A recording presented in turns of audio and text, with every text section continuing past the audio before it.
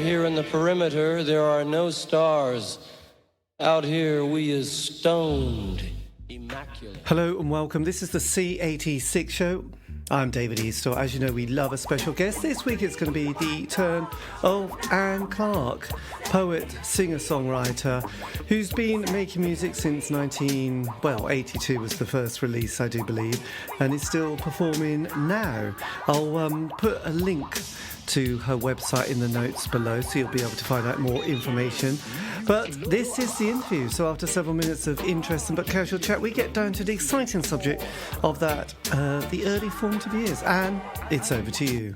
I grew up in Croydon, in sunny Croydon, which of course was partly home to the punk rock scene. And I mean, I went to school with obviously, I can't even remember his Rat Scabies from The Damned, you know, the drummer from The Damned. Yes. And, Kirsty MacColl, I used to know, and Generation X. And I mean, this whole punk thing was happening around Croydon and Bromley at the time. You might have sort of bumped into Susie and the gang. Yeah, it was just such a wonderful creative time. And I was fortunate enough to get my first Saturday job in a little independent record store called Bonaparte Records too, which was just a hive of activity and energy. And I mean, it was incredible. I would have been in 76, I was 16. So, I mean, every pub everywhere had a band on, at least one band on a night. And you could just go from, 100 yards to the next 100 yards and see these incredible bands. So punk was really the real shaping thing. But I'd loved music since I was a tiny kid. So, obviously I'd grown up with the Beatles and the Stones and the Monkees and, And did you have any older brothers and sisters who? An older brother who kind of introduced me to a bit more of the prog rock. Prog rock, we just love, because my brother was 7 years older and he was perfect for the prog rock world. He was born probably 1957, so his record collection was Genesis, Wishbone Ash, Barclay James Harvest, the solo work of Rick Wakeman with Deep Purple and Black Sabbath thrown in for good luck, and the Center of the Earth and all. Oh God, yes, there was something you had to look down, some foil that came in the album. But yes, he forbid me to go into his record room to play these records. But obviously, one was just tempted with this kind of fascinating, albums and these great, fantastic double vinyl records with fantastic artwork by the one and only Roger Dean and sort of interesting concepts about sort of. Well, my brother was amazing because he would just. I mean, my parents didn't really care. He would just take me off down to the Greyhound in Croydon, which was a venue. And everybody, I found an old flyer the other day from 1976 or something. The Jam, the Buzzcocks, Susie and the Banshees. But before that, you would have Status Quo, Queen, the Groundhogs, Bodgy, Greenslade. I mean, just this like... Fantastic. It was just like, and as a 14, 15-year-old, it was like, wow, what is that? Yes, and it was probably all for £1.50p entry or something. Probably, I don't even remember. Ridiculously expensive. Well, it was quite interesting because obviously those bands, because the Status Quo they were like the band in the area that I grew up in. You couldn't say anything about the Quo without being beaten up, really. I mean, everybody loved the Quo. It was a very sort of heavy rock kind of community or vibe that was around my area. So yes, the Quo, which I wasn't a big fan, but now I appreciate them for what they were. But it's interesting because those bands that you mentioned, that side was obviously the great before punk and after punk moment, wasn't it really? Well, it's so weird because I kind of was into it, but like, the 15-minute guitar solos and I was like, as a 15, 16-year-old, I was like, But when you got to 16, which was obviously we all feel very grown up, and then you look back and think, oh, blimey. Did you leave school at that stage in 1970? I did. I wanted to leave, and I was kind of asked to leave too for being a bit of a disruptive influence. But I'd also had the very good fortune. I mean, can you imagine it in these days? Part of our social studies was to go and help out in the local nearby psychiatric hospital. Right. Which was just incredible at Cane Hill Hospital in Old Coulsdon in Surrey. And so, yeah, I just wanted to get out in the world, and I just learned so much from that experience. I mean, there's no way kids would be, I don't think, maybe they would now. Maybe know. actually they would. Well, when you meet a 16-year-old now, I'm always like, wow, you just, we were the same, we wouldn't have been any different, but they feel so young, it's like they look so. Yeah, but just all the health and safety and Oh, the yeah, it would be a political disaster. correctness and the whatever, it just wouldn't be allowed for 13, 14-year-old kids to spend an hour or 2 hours of their education in a basically a lunatic asylum. It Yes, was the my God, you must have come best up part of with. my education, to be honest. It was one of, Yes, well, I guess it's quite an interesting insight that some means you probably aren't going to take things too much for granted. Once you see these things, you sort of they stay with you, and yes, absolutely, it's yeah. quite interesting. So, how long were you doing that? Was that part of your schooling, and then? It was part of our social studies, and it would be once every 3 weeks or something. Because I went to school, for some reason I got sent out of Croydon to a very good school. It was when they changed all the grammars to comprehensives now. Yes, yeah. And I So ended up there, which I enjoyed for some subjects immensely, but it was riddled with this kind of crazy class thing as well. But yeah, it was part of social studies, and then I also took a job thereafter. I left school too for a while, but the cruelty I saw there was just not. I just couldn't deal with it really. no, my God, Now they've ripped it down and made luxury apartments of it, and you wonder, well, where are all the, mentally ill people going now? Where are they? People that need refuge or asylum in the yes, sense of the word. I know that's yes, Was God it knows. because David Bowie's brother was there? Oh, was he Somebody from Terry? yeah, and I mean, it was really one of these out of town. In fact, Did Bowie's. it look like an old workhouse then? Did it have Well, it that? was like an old massive mansion, yeah, workhouse place. Because we've And got David those. Bowie wrote the Man Who Sold the World album about a lot about it, and I think his experience of his brother Yes, there. because well, that was Terry had schizophrenia, didn't he? Yeah, And I think then he wrote a song much later. I think in the early '90s, "Jump," because he sort of commits suicide, yeah, doesn't he? So yeah, I think that was probably. I mean, Bowie was always very sort of. He talked a lot about his family with mental illness yeah. as well as his slightly dysfunctional parents. So I think for a while he was quite worried, but then he also in the mid 70s, he did take a huge amount of cocaine. So Yeah. yes, it was not a. So then, what was your first gig you went to? Though actually, you would have never known because your brother Went took you. to or performed at the. No, went to. Oh, I don't remember. I think it was. I believe it was Cat Stevens with America supporting, which was I loved Cat Stevens as a Wow. songwriter. Absolutely Yes. loved him. God. And America was supporting, and I remember them doing Horse with No Name, which was just like, what was that? Just like beautiful.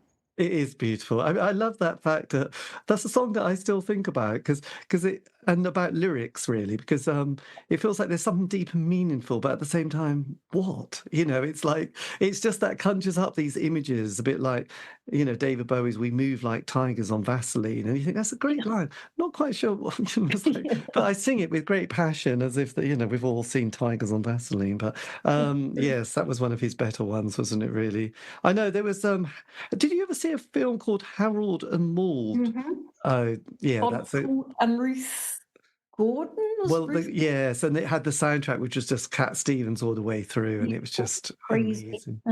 It was one of our classics, wasn't it? 70s cinema, or American cinema was pretty amazing. Well, it was because at that time, I suppose 76, 77, there was like the Scorsese films, Mean Street and Taxi Driver. Shepherd and yeah. And we'd also had all those Godfather films and Jack Well, yeah. Nicholson and Chinatown. There was a lot of interesting kind of films out. Catch 22. There was yeah. So then, when did you start sort of yourself? When did you start sort of writing and performing? Well, I began writing as a kid. Again, not to go into too much detail, but the typical dysfunctional family home setup, and I just found refuge in writing and music, and I began doing it from as far back as I can remember. And then, yeah, I loved songwriters like Simon and Garfunkel and Cat Stevens, as we know, these very emotionally expressive and quite poetic texts, often, especially with Simon and Garfunkel, I think. And then punk happened, and people like Patti Smith came along, and Laurie Anderson, just doing this crazy mix of spoken word and Yes, I just thought, why not? As punk said about everything, then why not yes. just do it? Just put them together. And so Because that's what I did. yes, well, Laurie Anderson. I think Oh Superman came out probably in the late A bit 70s, didn't it? later, I think it was 80 or 81, Right. I'm not sure. I saw her once when she was doing Strange Angels in, I think, 89 in London. I love that album. I know people think it's a bit more commercial, but God, it's good. I just think her work was amazing, Yeah. actually. Yes. So as we trundle, so you have punk, and that's kind of great for sort of 18 months, and then it gets a bit sort of like, oh dear, this isn't very exciting. Well, And then the then filtering began. Yeah. yes, and that post-punk period. But then sort of 79 Thatcher gets in, and then we have, the Falkland War, we have Greenham Common, there's the miners' strike. I mean, the 80s appears in a rather strange way. I mean, there's a lot of creativity because there's a lot of unemployment and unemployment benefit, which kind of helps people sometimes kind of indirectly get funded by Yeah. some weird system. But at the same time, it's quite a weird period because then we have that kind of the yuppie thing and the Thatcher thing. Yeah, which came, I think, very much from the punk mentality too. And I remember very clearly, on the one hand, in like 76 or whatever, two real opposing forces. You had punk saying, doesn't matter where you're from or who you are, just go and do it. And then you had Margaret Thatcher saying, it doesn't matter where you're from or who you are, just go and take it or do it. And it was like, oh. But these two were, yeah, complete. And I think a lot of the punks, because yeah, you say that the 80s, I mean, people do say every period is weird, now is weird, but I also remember as well the huge kind of environmental movement. There was Greenpeace and Friends of the Earth, and Yes. just an awareness that people had of the world, and now it's out the bin completely. It's not even in the picture anymore. And that was something very constructive from the 80s, I think, that happened. Unfortunately, it's not been maintained, but yeah, it was a No. very Well, it was always, I remember being a vegetarian back in the very early 80s and still am. But I mean, again, that felt like a radical thing that you had to sort of justify why you were doing it and then be asked questions and then being told you keep talking about it. And you think, well, I'm not really talking I about think it. you I'm have just, to justify it more now, actually. do you? I'm I right. think so. And I think it was like, wow, this is a new way and a bit of a revolutionary way. Yeah, of course, people were like, oh, the sandals and brown rice.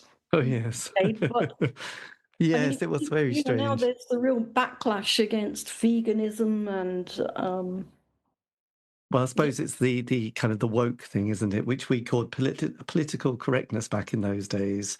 And then it's like it's got slightly messy again. So it's like, oh well, yeah, I don't know. People do rather their arguments are often quite strange and don't quite line up. But yes, it's like you can't say anything anymore. And it's like, well, you yeah. can say anything you want, but whether people are going to laugh or think it's good, I'm not sure. But I yes, think Love Thy Neighbour. I don't think you're going to be able to say that's a classic, but it's kind of interesting, isn't it? Or all those kind of 70s comedies and sitcoms, yeah. which were strange. So when did you start sort of thinking you're sort of busily doing your sort of writing and poetry in your bedroom, probably, I would imagine. And then when did you start thinking about performing? Well, working in this record store in Croydon, just around the corner from it was a tiny independent theatre called the Warehouse Theatre. Aha. And again, it was a different, it was a different class thing, a different, you had the music punky rock world, and then you had the little bit highbrow arts theatre thing. But we kind of were in communication, obviously, because we were next door to each other nearly, and they were always saying, oh, we're going to have to close the theatre because people just aren't coming and people don't want to come. And I said, well, have you thought of doing something different? And you could see this look of bewilderment and shock, and punk and new wave were happening then. And I said, have you thought of maybe having music? And then I could see them like, oh my God, these gobbing and pogoing punk rockers in our theatre. But eventually, after a bit of persuasion, they let me take one evening, I think it was a fortnight, or every 3 weeks. Right. And on Sundays, I would put on, and I said, right, it won't just be music, it will be, because then again, everything was mixed. You had dance, comedy, theatre, music, poetry, everything all mixed up. And I mean, yeah, at that time, French and Saunders came there, Linton Kwesi Johnson came there, Depeche Mode came there when they were like 18. I was 18, 19, just before they really. Yes. And so it was just it was just in the air, this. So did you organise one night a week, Yeah, it was a Sunday. It was called something exciting like Sunday All Sorts or something, but it was just. So it was like a cabaret evening, all alternative. Because there was a lot of kind of interesting and bizarre people I've interviewed. Somebody who melted a block of ice, the Iceman, which was quite an interesting act. I mean, it was a bit sort of samey, probably. Back in the good old days. Yes. Oh, well, somebody smashing records, and there was a lot of kind of. Was there another comedy duo? I don't know if it's a little bit later by a few years, but called Raw Sex, Riven. Oh yeah. That bunch. They there was the baby keyboard and things, I think. That's right. And then there was the guys who did the Malcolm Hardy with his balloon dance and various. So there was a lot of kind of alternative comedy stuff going on at that stage, and people just needed a sort of a venue. So were you curating this evening? As much as you would call it curating, I would just call people, or when I went and saw people, I would ask them, and it was just so vibrant. And John Cooper Clarke would come down and from Manchester, and just there was this incredible energy. Yes, and it's a tiny theatre, but it's a tiny theatre, wasn't it? Yes, I think the capacity, I don't know what it was now. I don't know, 150 or. Yeah, well, perfect for these kind of. It was wonderful, and I did it for a couple of years. It was really. My God, you must have been on that cultural zeitgeist as well. Well, I was till I went abroad, and then Britain didn't care about me, and I didn't care about Britain or the UK, and so we went our separate ways completely. Yes. You divorced the UK. We have divorced. You had a separation. So was that 82 you sort of left? A bit later, I think 83. Right. I did my first record in 82, or first mini album in 82. And then I started working with David Harrow in 83. And we were, and him especially, were completely into the whole electronic thing. So that opened up a whole new world. And then everything really took off abroad. Yes. So your first album, it is an album, The Sitting Room. The Sitting Room, yeah. Right. It's quite an amazing sort of lineup of musicians you've got there, haven't you? With the Breathless, who became the Breathless guys, and Dominic and Dominic Appleton. Yeah. Yes, I've done a little interview with him, and there was Patrick Fitzgerald. Yes, yeah. So God, you did have a good one. I mean, where did you record that? That we recorded in North London in a studio called Pathway Studios. I think, the record label, as it was in Red Flame, they recommend. I mean, we were all from, again, this side of, sorry, not this side because I'm in Norfolk now, but south side, the Croydon South area. of the river, yes. But we went Right. there and recorded. It was a little basement cellar studio, but it was wonderful. And did you get sort of quite a following straight away? Because I could imagine spoken word poetry. I mean, there was this scene, there was this very active scene around London, Birmingham, Coventry, Manchester, Glasgow. There was this huge scene going on. And there was a lot of poets and ranty poets as well happening at this stage. Yeah, you had, people like Attila the Stockbroker, if you remember him. Oh yes, and Jules the poet. Yes, yeah. From Bradford, and obviously there was quite a few. And there was a guy who used to appear on that TV show from Newcastle, The Tube, and I can't remember his name, but he would sort of get up and do his pieces and rant away. But there was a lot, wasn't there? There was. I mean, Norwich had a few people who were there. I don't know if they ever recorded or they probably recorded stuff on cassette, but whether they ever made it beyond that, I don't know. But there was always somebody who looked eccentric and bellowing, and also at that stage, there was quite a political movement with feminism at that stage. There was definitely a new wave of 80s type feminists who came along, and there was the Reclaim the Street marches and things like that, as well as there'd been Rock Against Racism. And yes, because the reggae movement as well was very linked in with the music scene, the new wave, punk and new wave scene, the beginning of the new wave scene. Yeah, so you got all those British reggae bands like Burning Spear and Misty and Roots and Aswad, and and they were just awesome. It was wonderful. Again, these wonderful evenings of a concert, and you'd go and see 6 bands, and 3 of them would be reggae bands who would play for hours, and you just roll home at whenever. Yes, and it was just incredible. Through a haze of smoke. So 83 then you leave the country. Where do you I mean, things really took off abroad with David and I, because he was, I met him through the theatre thing. I was working with Dominic and these guys, very quiet, introverted, polite, middle-class young guy. And then David came along, this real, and he won't mind me saying, a real gutter snipe, a real and he said, get rid of these guys. I can do much more, exciting things. And I was like, well, that's not really how I work, and we had a very, what's the word? I don't know what the word is. Fiery relationship. Yeah, I was going to say very, buzzy. Very that creative. Was yes. We loved Tangerine Dream and Kraftwerk, but we loved Donna Summer. I Feel Love. I mean, Giorgio Moroder and Donna Summer's I Feel Love. It's still, every time I hear it now, it's still, what is that? It was just so incredible. Did he do the music for Midnight Express? That song called The Chase, was that his? Which was, I'm not going to try and do it. Actually, that would be a disaster. But it had this amazing, because sequence. There was the title track. I think it was a title track called "The Chase" of Midnight Express, and it was just, I'm sure it was him, and it was just awesome. When you hear it now, you just think, wow, I might have to sit here for another 4 minutes and get to the end, because it's just incredible, actually. It's another one of our night films that we used to go to art cinemas to see, wasn't it? Midnight Express. Scala all night cinema.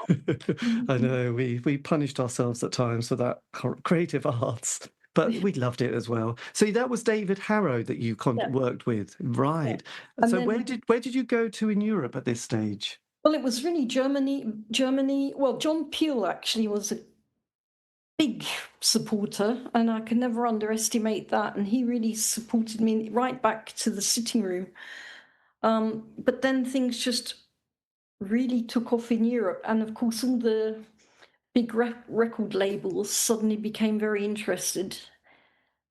And of course, I don't fit into any category of the music industry, and that was a very difficult relationship, and they didn't support me at all here in the UK, but the labels in America and Germany and Spain, France, Holland, Belgium, all of Europe Canada, they were really supportive, but the English decided they hated me, and I returned the favour, you know. So Yes. Well, I know, absolutely. so it really has been nearly 50 years now, nearly, of working abroad. Even though I Yes. still love the country here, I have no connection with the people or the business, or it's purely what would you call it? I don't know what you would call it. The landscape, the environment here. Yes. I suppose somehow, I don't know, I suppose in an indirect way, isn't it? It's a sort of, I don't know, something in our DNA, I suppose, that feels Yeah, like home. yeah. But yeah, so was it places like, I mean, there was a band in Holland called the X, wasn't there, which was Mhm. quite, Yeah, had that kind of squat movement. I suppose Berlin also had various yeah. kind of quite a scene. Did you get sort of quickly picked up as that kind of slightly alternative, radical poet? I don't know. I mean, it was such a back in the 80s, it was such a wonderful period because there was the new wave. Oh, no, actually, I mean the politics, the right on politics of the late 70s, 80s. I could never really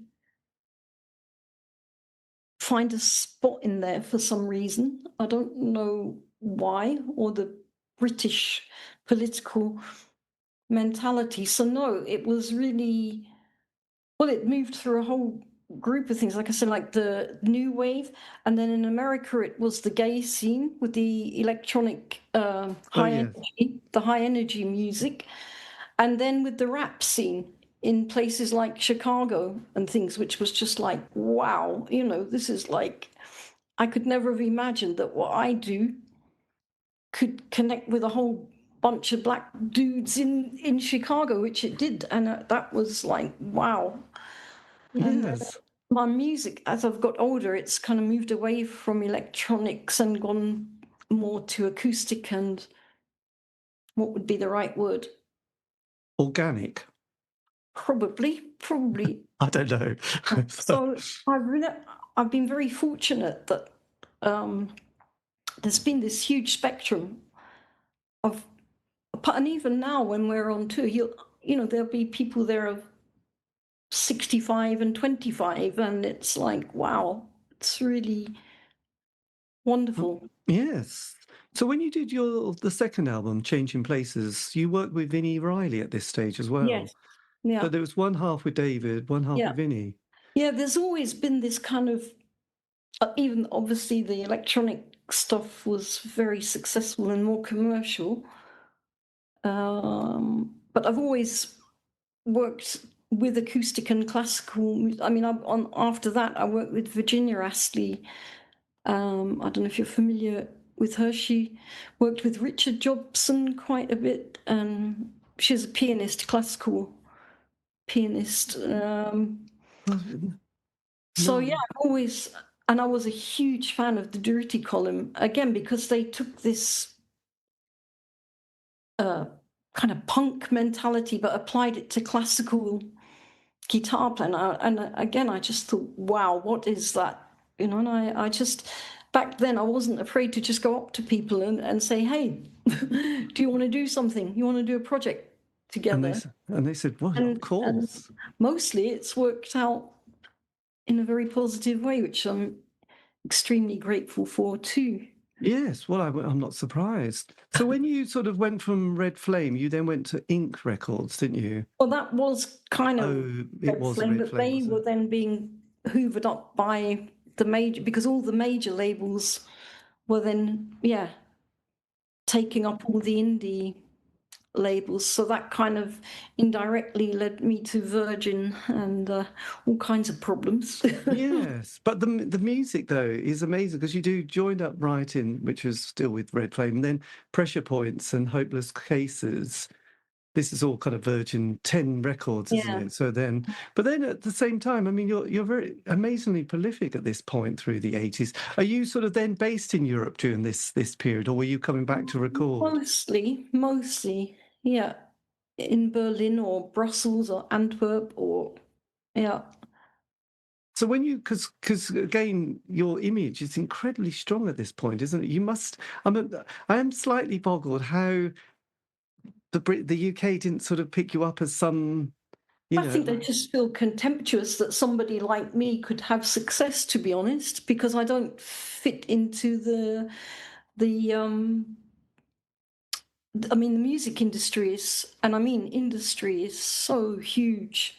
Yes. in But the there UK was that sort of whole anarcho-punk scene and squat scene, and there was all these bands like Chumbawamba and the Poison Girls yeah, and Blythe Power, and then you also had the singer-songwriter coming through like Michelle Chopt or Suzanne yeah, Vega or Tracy Chapman, which was became quite mainstream. But at the same time, people, when you're 16 to 18 as a fan or 20, you're desperately wanting to sort of discover new things, especially if you feel like no one else has. So did you get any kind of traction in the UK at this point?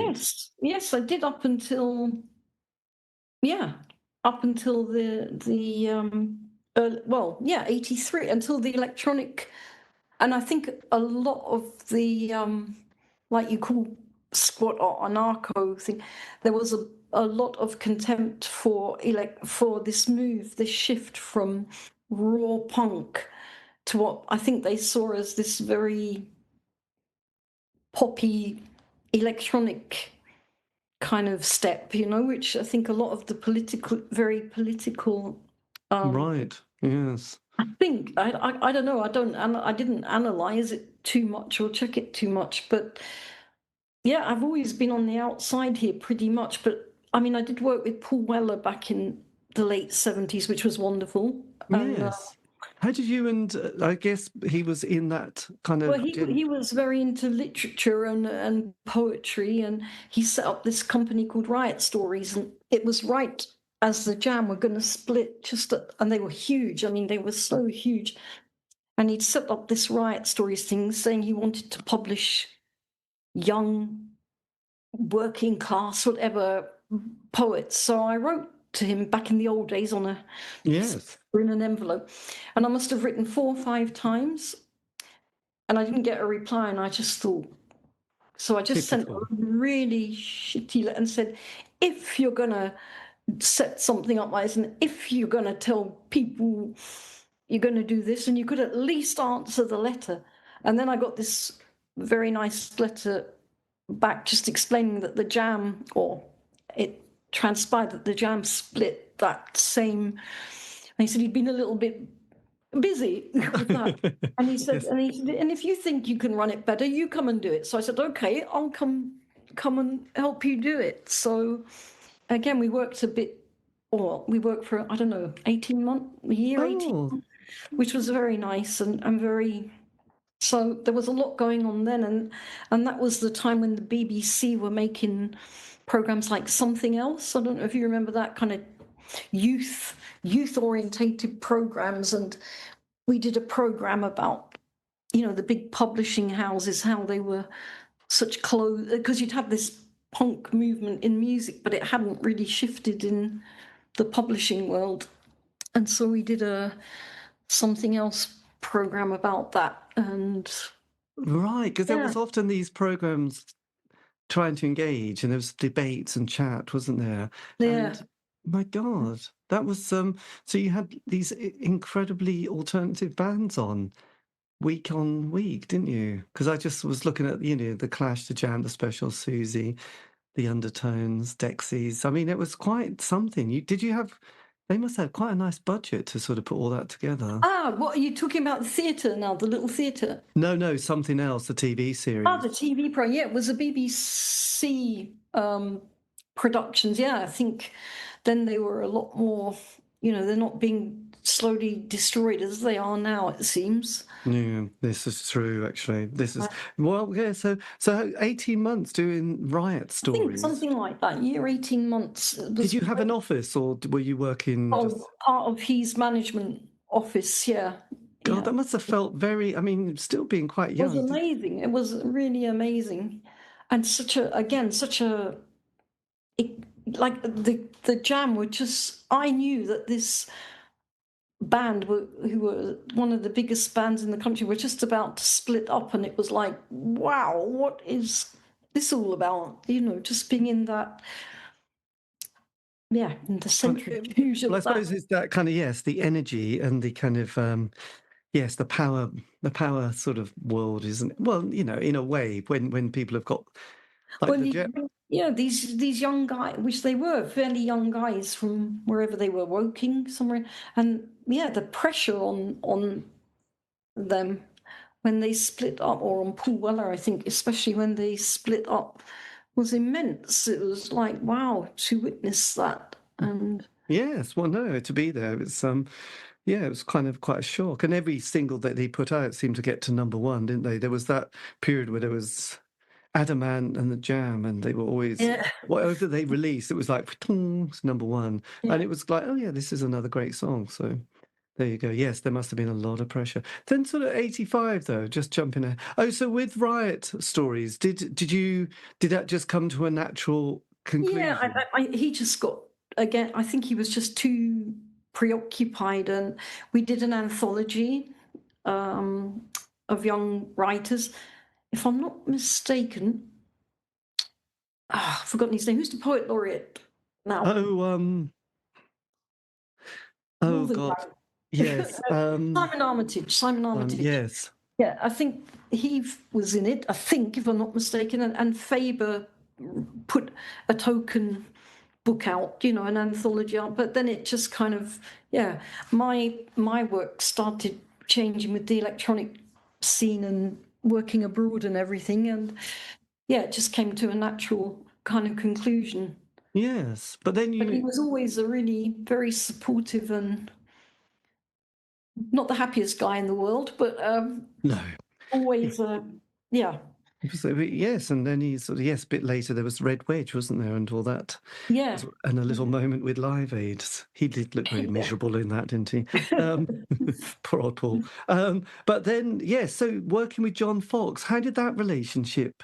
Well, that was kind of a Virgin 10 decision, because they said they wanted a whole album that sounded like the two big tracks David and I had Sleeper in Metropolis and Our Darkness, and they said they wanted a whole album like that, and I said, well, I don't really work like that, and that was the beginning of and they said, well, how about who would you like to work with? And I said, oh, I'd love to work with Brian, I'd love to work with David, but I'd love to work with Ultrabot or John Foxx. And they said, well, John Foxx, they could, he was on Virgin. Right. As well.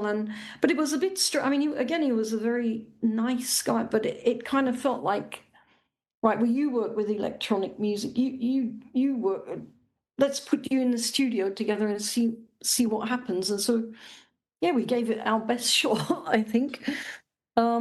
But it was really the start of the big conflictual period I had with Virgin. Not him, not John Foxx. He was a lovely guy, but yes, industry. Did you sign a contract with Virgin 10 or Virgin? Oh, David, we'd sign contracts with anyone. If they said, "Oh, you could do this, do that," we'll send you here. You can go there. They want you to go there. You have to go to Hamburg to film this. And we were like, yeah, all right. Oh, but by the way, you've just got to sign this before. And then, we were so enthusiastic, David and I, kind of in the back of your mind, we thought, oh, should we maybe get some advice? But then it turned out the advice we were getting was from lawyers who work for the music industry anyway. So right. it was a bit of a problem.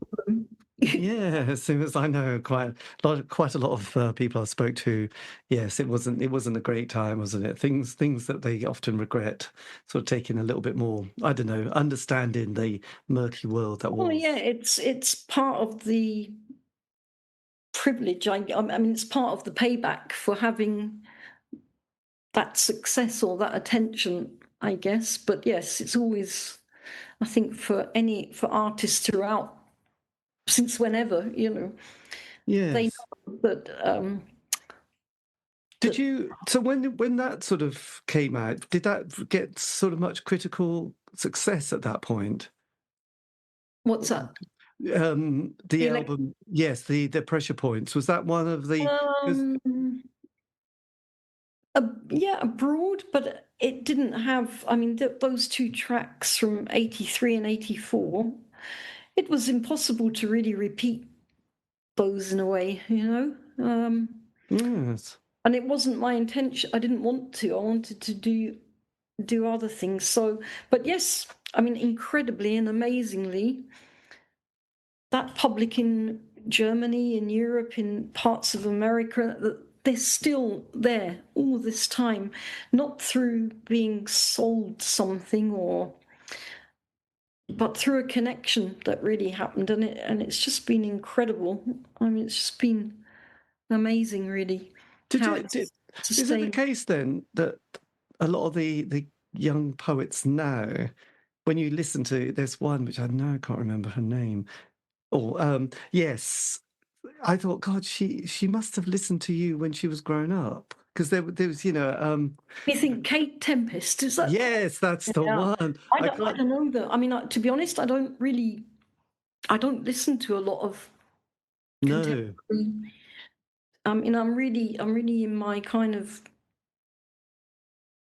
crappy literature period, and discovering more kind of jazz and classical music and Yes, well, experimental. absolutely. But Well, did you? I mean, so after, so still living abroad. When you went, did you go to Norway then for sort of 80? yes, because I had a huge. I mean, it really was like one of these old Hollywood movies with, you know, the kind of Davis thing or the Hollywood thing where they come to you and they say, we'll make sure you never work again, you know. And that's what they told me. They said, we'll blacklist you everywhere, and we'll make sure you can't tour, and we'll make sure you can't record, because I questioned how David and I were being ripped off by them, and yeah, cheated by them. But of course, they're so powerful. And as I say, the lawyers all work for the music expert lawyers all work for the music industry. So Yeah. yeah, so I couldn't work for a couple of years, and it was, yeah, it nearly destroyed me back in the late '80s, middle to late '80s. So I just, because I had these connections everywhere, and I just thought I need to be somewhere really far away from this. So I went to deepest, darkest, and sunniest Norway for a couple of years, which was wonderful. Right. So when you recorded that was Hopeless Cases, was that again, that was for the, release, but was that recorded in Norway, or was that No, that was still because I was working with a very good friend here, Charlie Morgan, who lived in the neighborhood, working with him. It wasn't, it was after that break, really, that I recorded with Norwegian musicians back in 1990, I think it was, right? I'm Still Life album. And that was very different, you know. Unfortunately, Charlie got very ill, and he died in 1992. Oh, So that obviously that whole end of the '80s, very beginning of the '90s was really a big period. But as things happen and change and grow and mutate or whatever, yes. It yeah, sort I of changes. met wonderful musicians up there, and yeah, everything's evolved again. Yeah, life moves in cycles and strange patterns. Crikey! So there was 3 records on Virgin, and then you went to SPV Records, Yeah, in Germany. Yeah, and were they a completely different sort of? Was that a completely different relation? they were different and financed things and gave some support, but yeah, still very much music industry and business. But I mean, they gave me back my recording career in a way, which in turn gave me back my performing concert and touring career. So Yes, my God, you were like a one person sort of musician fighting this whole kind of industry, weren't you? yes, basically, and without any support back No, home here in the UK. no, absolutely. And David didn't want to get into the whole legal, because it was so complex and so destructive, the whole thing. And we'd had our period, where we were very creative together, but outside of that, yeah. So everything shifted and changed. But yeah, it's where it is now. Yes. Oh, where they are now. So when you came to record to Love and Be Loved, were things started to improve at this stage in life? I think so. I think I'd got older and more, hopefully, learnt some lessons and matured a bit, and was doing material that I really loved. I mean, I started to record and work with Martin Bates from Isla Singaza, who I'd been a big fan of for years, but again made that step, that contact, and we did that, and also English musicians too that I was with. It's just this organic thing, It's not a band. I don't have a fixed group of musicians. It depends what the mood is and the flavor I'm looking for. Yes. I mean, now saying that, I mean, I've worked with the same band for 23 years now, a lot, but I still do other projects too. So we're all kind of like totally promiscuous, or whatever the word is. I don't know. I suppose, I mean, having this obsession with David Bowie, I sort of realised that, he did just roll from one project to another and one country to another, one studio, often different producers, occasionally the same, but, a lot of different bands and different musicians to create that work. And I find, I suppose some of it will just be like, wow, and some of it will be, well, that was interesting, but you kind of move on to the next one. It doesn't really matter, does it? In a way, it's not like you're doing life surgery. People's lives, they reflect periods of people's creativity and lives and relationships, and yes, they're living things in time.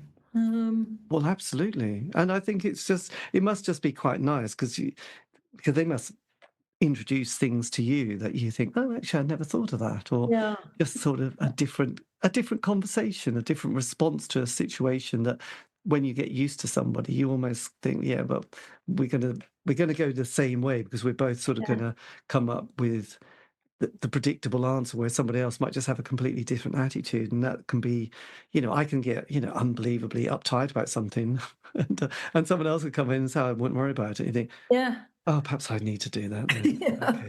Whereas if I was with some people might just encourage my being uptight, and that can be quite irritating, really. And sometimes you just need to be a bit, I don't know, a bit like the Withnail and I, isn't it? Balls to Monty and just walk off and get on with life, and that does sometimes happen. So with Martin, Eyeless in Gaza. Do you know? No, well, it's one of those bands that I've been really struggling to get hold of a member of that band, actually. So when you went, Get hold of. Yes, get hold of. But there's Martin and Pete, and I think they've kind of gone their separate ways. Their separate way, but Martin's still very active.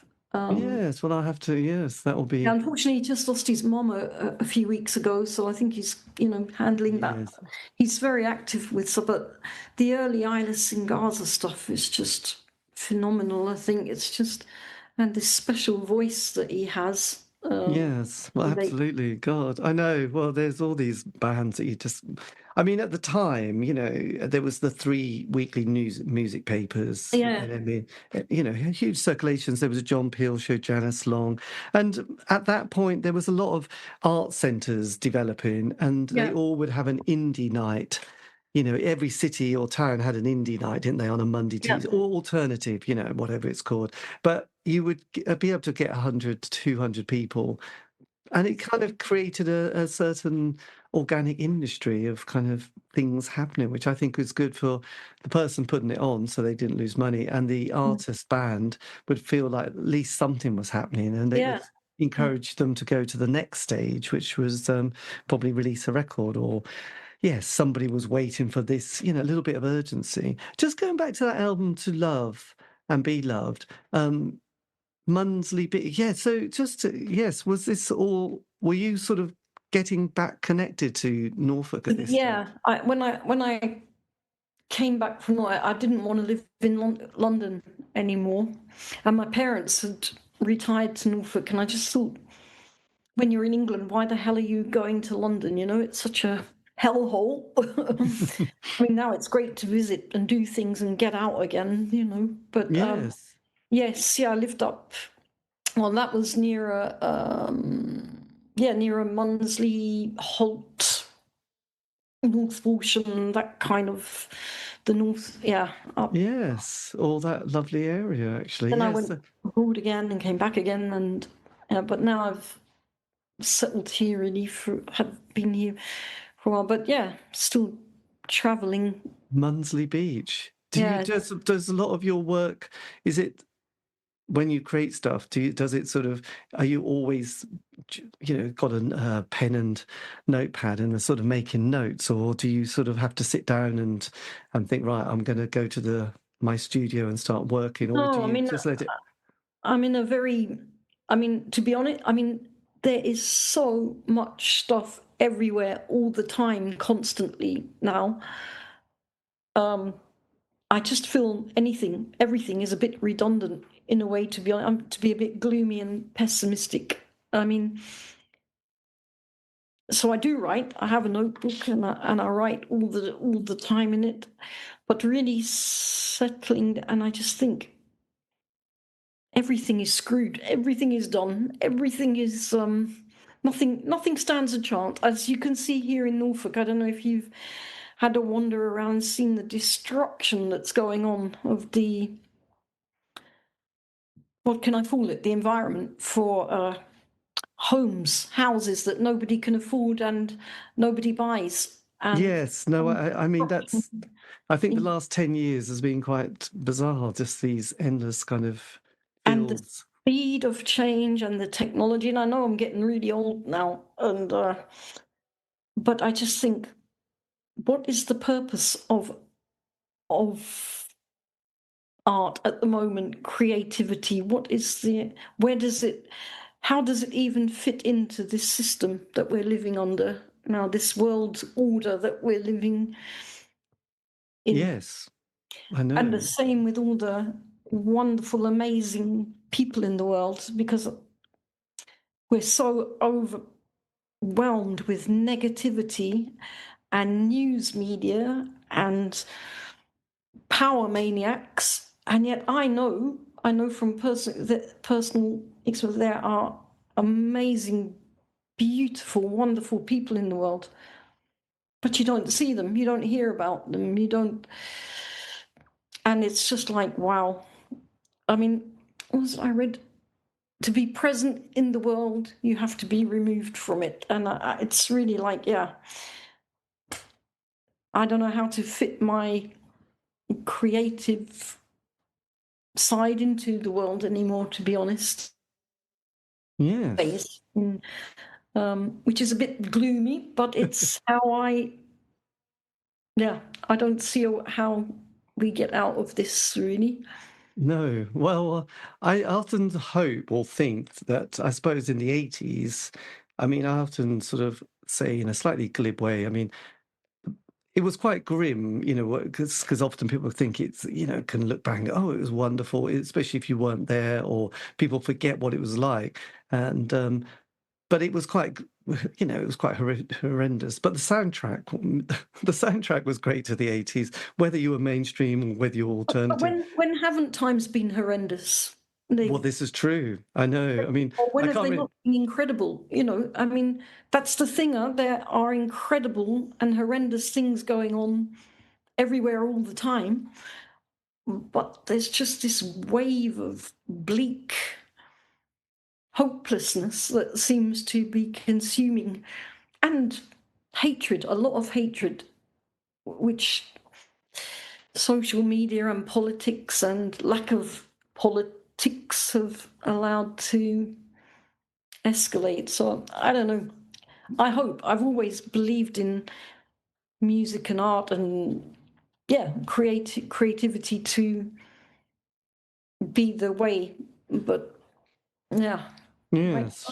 But then when you're on the Norfolk coast looking at the stars and the moon, you realise that, we are just a little blip, aren't we, of the That's it. whole And there of time as well. It's like all these people that let's not name them. I mean, they're not going to, they're just a blip to those stars, aren't they? They're just a little the kind of moment. stars, but not to each other and not to the rest of the creatures we share this place with, or the environment we share this place with. And what can I do?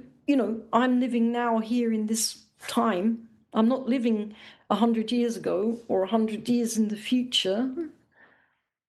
I'm here now. And like you said, maybe a friend or somebody comes into the room and says, lighten up, David, and somebody will say, lighten up. And it's like, oh, yeah. Yeah, actually, there's a beautiful moon and stars out there or whatever. But it's like, well, but... But yes, there is the but. I think that's why a lot of people of my age are sort of having quite a lot of time away from the internet and definitely avoiding the news and just thinking, that's a necessity. Yeah. What is the point? What is the purpose of it? That's my big. What is the purpose of the news?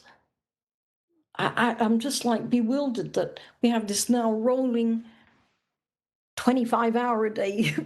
Yes, it's not the 6 o'clock news or the 9 o'clock news, No. which was mildly okay, but now it's just relentless. But it's quite unchecked as well. That's the other problem, isn't it? And then obviously that gets into a whole other subject of. Let's do the BBC, and then you've got Times and Murdoch and everyone breaking their back.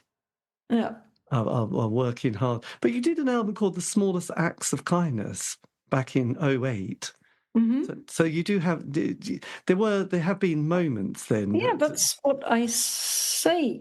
So I just, there are incredible, amazing people there, and I want them on the news, and I want them in the papers, and I want them on posters, but they're not. And why not? It's so weird, with the TV and movies, where everything is murder and killing, and now they've got this, what do they call it, cozy crime thing, and it's like, can you just not have people being okay with each other? And so, it doesn't sell, or no, it doesn't sell. Obviously, it doesn't make money, which is the priority, of course. Yes. But it's a hell of a lot of difference in life when people are nice to each other. It does help. I think coming from that place does feel a lot individually better to feel kind and to have a positive thought or feeling about situations that one sort of bumps up against, rather than always snapping, because there are people who are when you see tiny gestures that people do or make, it's like, wow, it makes you feel so good. Or it makes me feel so good, but yeah, it's not a priority, it seems. So just no, I'm like gloomy point. But then from your sort of work at the moment, though, you are still quite prolific, though, aren't you? Going out, doing concerts, going to festivals. Quite a bit, yeah, to make a living still. Yeah. Because I have this amazing public that are so loyal. I think, year after year, I think, oh, well, nobody's going to rock up to that. Nobody's going to show up. They've seen this band, this whatever, for the last 20, but still people come, and still there's this interaction, which is so wonderful. So why wouldn't I? But actually, I mean, I'm working on a couple of projects at the moment, but I don't feel inspired by events. You know, my writing for me is a reaction to the world, David, and my response to being in the world. And Yes. I can't bear to see and I can't deal with what's going on at the moment. So it's very difficult to write unless you want to write about, I don't know, whatever, something. But yeah, I feel this need to really to write as a response and a interaction with the world. Yes, because your last album that you brought out was a kind of a live album. Before that, what was the last time you were in the studio? I did an album. What was it? 3 years ago. Was Borderland. Do you have with my violin player and a harp player? That it's quite a small. Well, I say small release, but no smaller than the others, I guess. Borderland, it's called. That was the last project. Is it? And do you have a studio at home that you record? Only a very base. I don't have the patience with all the technical stuff. No. Other work. I actually work with a guy in Norwich sometimes. A guy called Paul Keeler. I don't know if. Paul Keeler. Yeah, he's got a little studio, Sugati Sound Studio in. Where is he? Coal Black Road, is it? Coal. Oh, Keeler. Ah, so Around there, around that. and is it the case that you then sort of send your ideas off to your musicians around the world? Yeah, what's so great now is, of course, I mean, they're mostly in Germany, or Jeff is in America quite a lot, but yeah, you can just zip things across to people and quickly record things and say, does this work? And it's wonderful. I mean, those are really wonderful. Yes. We'll meet up to do a proper recording. And are these the musicians that you've been with now for 20 years? Yes, yeah. There's a couple of other people on the periphery. A guy called Paul Mansell, who I want to do something with. The guys in my band. Yeah. Yes, God, it's kind of interesting. Are you still? So with your, with the attention that you get sort of in Europe, has anybody sort of made any films or documentaries about your? Kind of, yeah. Yeah, there was a guy called Klaus Witthoff who made a little movie. It took forever.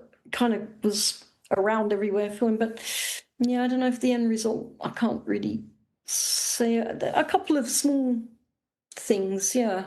Yes, I just wondered how that goes. And you've got your Bandcamp page as well now, haven't you?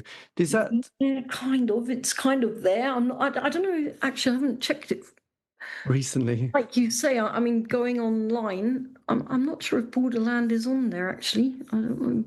I can't remember. And do you, and over those decades, have you got your ownership of the music that you recorded back again, or is it still? Well, that can be debatable. That's oh, my dog is making weird sounds. That can be questionable. Yes. There's some conflicts going on with that, but yes, some of them, yeah. Yes, because I know with a very different scale of things, but Taylor Swift had so many issues that she just said, "Okay, I'll just re-record those records, and and I'll put them out." And I thought, well, that's just kind of genius, really.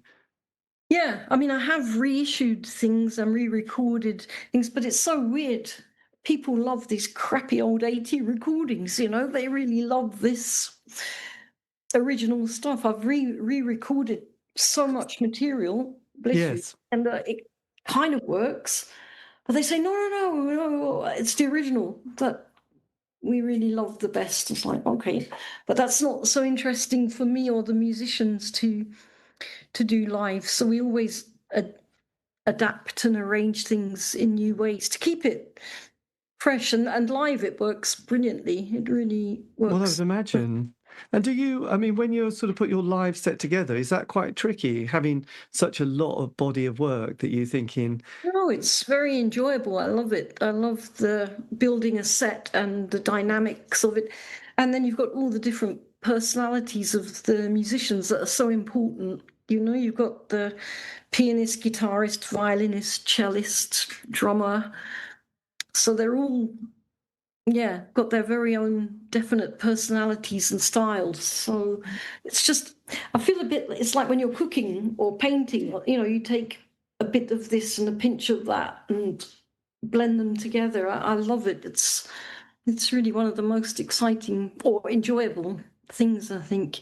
Well, I would imagine so, actually. It must be quite nice being able to bounce off ideas and Yeah. yes, and I guess you've gone through so many different musical styles over your life, haven't you, as well? So it must be, you know, I mean, if you're an artist in the moment, it must be difficult to step back and look, but you must be able to look and think, oh, that was kind of interesting phase, and that was another interesting period that I, you know, going through and who you worked with. So it must be, you know, because you have been very prolific, actually, even though it's been Well, sort it's of. been quite a long period, so yeah, not as prolific as I'd like to be, but Do you have much work still that you sort of feel like it's still archived and it needs a sort of a interesting box set? not really. I've got a very old children's, I guess you'd call it poem that I've been trying to adapt to get animated and made into a book or an animation for years, and it just goes back in the drawer and back out and back in the drawer. And but no, pretty much either stuff just goes away or I work on it kind of immediately or in a short period with musicians, yeah, And and what? then we go on to adapt them later on. Yes. And because in the summer you were in Athens with the Death Disco Festival. Oh yes, what a name! Yeah, What a name! but I know. That was so wonderful gothic. festival. I know, amazing lineup. What have you got slowly getting lined up for 2026? Nothing for 2026. I'm going to take a bit of a break because I was very ill a few years ago, and I really don't have the energy and strength that I had. So I'm really but hopefully, if my health stays okay, then I'll do another tour in 2027 at the beginning of 2027. But if I do anything, I'd like to try and focus on writing again. If I can find Right. a way back in there through the gloom and the doom. Yes, I know you. But you know, I did an interview with a few people in New York this week, and they were feeling a little bit relieved and optimistic with things. So, you know, they're plugging away, and I think, well, it is, you know, horrendous, but at least we're not in America at the moment dealing with. Yeah, And yeah, it's such a shame when I do have this incredible energy from the musicians, you know, really enthusiastic and it's like, yeah, but what is there to say anymore, you know? So I have to hunt through the crevices and you know, to find, yeah.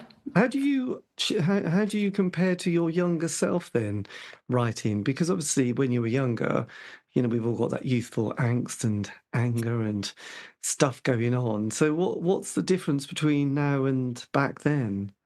You want an honest answer? Yes. Despair, complete despair now. I have horror, just horror of what's going on. Not even in the big picture, but like, as I say, out here in Norfolk, and the just bulldozing literally through everything. And yeah, so yeah, I try and find it in nature, in people, in me. Yeah, it's very hard. It's very hard to find a. A moment. Yeah, but I don't give up. I really don't give up with it. But it's very difficult not to. Yes. Well, no, it's you know, I kind of understand that. I think a lot of people are sort I of. mean, you know, like moments like this, like sharing a conversation now is you know, it's like there are other things going on and other possibilities, really. Yeah, I mean, it is. One never sort of thought you'd get one to get to the in the 60s and have it also sort of still so many things that you would hope that the bigger picture would have been a bit nicer, that there weren't quite so many wars and tragedies and environmental issues going on. But somehow it's like, God, can't the human race just put all that energy into something and make it a lot nicer? But then, like you say, as your friend or whoever's, or people that say, just say, lighten up, and that's okay. It's okay to do that, to lighten up and really have a great time and have fun. And I do. But there's just this looming shadow, that is just like, wow, wow, what are we allowing to go on? Yes, well, I know the environment and animals is the one thing that I find Yeah. difficult. I can't watch a film or program if it's got any cruelty or death of an animal in it. I think, oh, And you bet your life, whenever there's a movie and there's a cute, cuddly dog at the beginning, you just know, oh, I'm not going there because, no. yeah. Well, I think I grew up in watching Lassie films, wasn't it? And Lassie Daktari. got it as well, didn't? Oh, but in the end, yeah. Lassie would always limp home after being Yeah, kidnapped that's and true.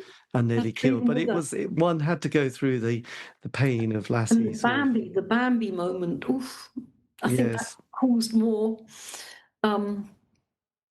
tears. trauma in kids than a lot of things. Yes, well, I know. Well, I'm glad you have a dog to sort of keep it real. Oh yes, yeah. We've got cats, so or cat, so that's our go-to.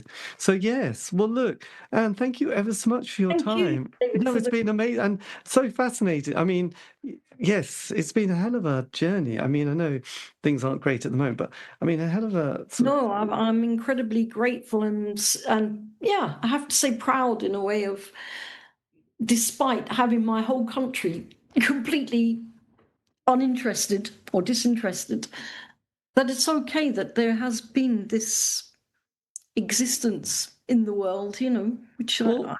Well, I think can't- Lemmy from Motorhead, who I also love, Motorhead, Yeah. but he said that, for a long time it was the Germans the German market, I suppose, kept the band going because no one else was interested. But he said the loyalty of the Yeah. fans was, they would go to the concert, buy the merch, and this, it's like, let's just, Amazing. and Yeah. a lot of artists and bands, relied on going to Europe to do that hard 1 month of Yeah.